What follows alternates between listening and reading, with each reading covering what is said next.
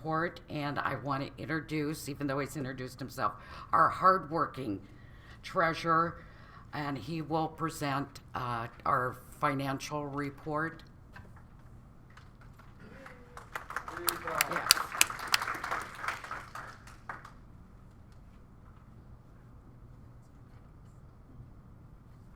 At the end of the table, there's copies of both the financials and kind of a synopsis of what's going to be up here on the board.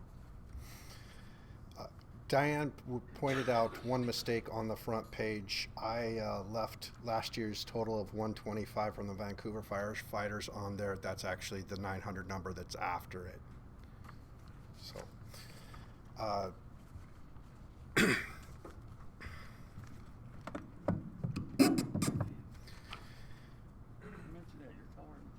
yeah, I'm a little bit taller. This is your first slide. Current balance on the checking accounts, $88,612, with restricted funds of $6,380 for Feed the Troops. Next is a list of the charitable contributions that our organization made this year. Once again, the Vancouver Fire Department is the $900 for a grand total of $3,619.48.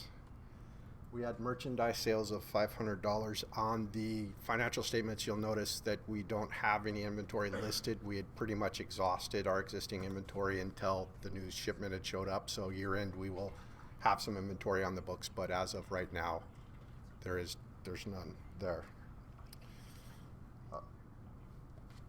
Next section. I did know that Pat had bought the new material, so I mentioned that we had the approval to buy more stuff. Next is a breakdown of the profit from our main services that we have. You can see that we have made much more off the all-inclusive events, and 24,800 and some on that. Basic services, we had a little bit of an increase in the basic services. Now, our total gross profit for the year, if you look at the financial statements, our revenue's significantly down, our expenses are significantly down, and our net income is relatively stable. And part of the big reason for that is events like Yakima are no longer here. Well, that's $36,000 coming in and $33,000 going out. That lowers both the revenue and the expenses. The same thing. Our second biggest event last year was North Plains, which once again this year was not back. So once again we have a significant drop in revenue and a significant drop in expenditures. But in a percentile, it's in the same ballpark. Our membership revenue was $5,455. That's also down from the previous year. There's a breakdown of the different type of memberships that were sold this year.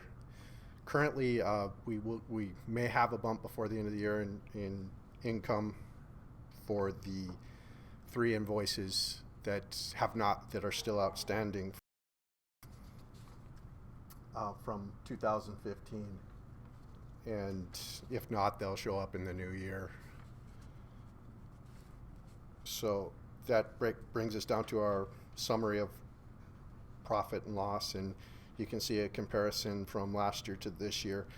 There's another area that had an impact too, was we had significant contributions made to the organization for both for the Oso landslide. We had both food that was donated from different places, worth like $4,000 off the top of my head, and that was donation that came in and once again then booked as an expense going out. So that's another thing that has the effect on total revenue.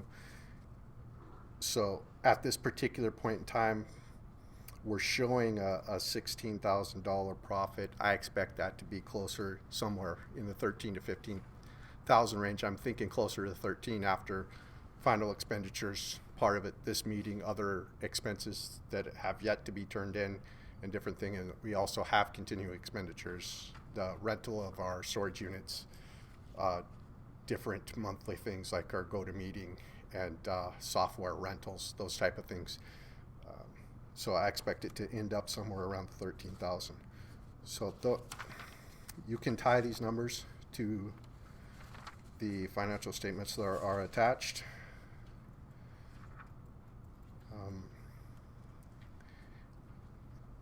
Does anybody have any questions about anything specific? Wayne? Just the outstanding receivables. Yourself that's chasing them, or? Yes. Like, Whistler was up there. I didn't even realize that they were. Well, Whistler, this happens every year with Whistler. Last year they didn't pay till July from the previous year. It's out of sight, out of mind thing, and typically it seems like when we get them to pay is when it's time for the next application to come up. We're going to try a new philosophy with them this year. Is we're Mabin volunteered to have the invoice ready when he is actually at the event and give it to him at that particular point in time, because he says once the event's over, he kind of clears his palate and doesn't think about it. My worry with that is every year they talk about, well, maybe it's not worthwhile, and it has decreased in size in past years.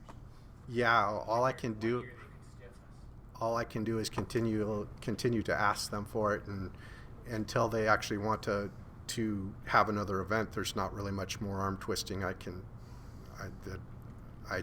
think I can do. Or look at maybe money up front. Well, and that's part of talking about having the invoice available at the event itself, and then, but yeah, that makes sense as a consideration. Is our cash on hand up or down over last year? If you look at the did I put the comparative on the balance sheet? No, I didn't. It's up, and it's roughly up about the amount of the net income for the year. Outstanding. Anybody who can make $10,000 or $15,000 a year and have over 90 grand in the bank, or close to 90 grand in the bank? yeah. I think I need to learn how to market you. Thank you. No problem. We do have some additional expenditures that were not paid for this year that we approved, but things such as our website and our database, those are expenditures that we should have had this year, but we still haven't got to the point where. Still doing great. I appreciate it. Thank you. Yes. You said that the revenue from memberships is down a little bit this year. What's the overall membership? I don't know those numbers. I not part of the membership. Tom, I don't know for sure, but I think the numbers are about even. I believe the reason why the dues are down this year over last year is because we had fewer classes training judges, because there's a membership that goes along with that. That's right, because we give away a free membership with the No, no. It's not a free membership, it's part of their. It's part of, and it is kept separate from the the training class itself. And I think if you go back to the slide on the memberships, I thought I'd put a note down that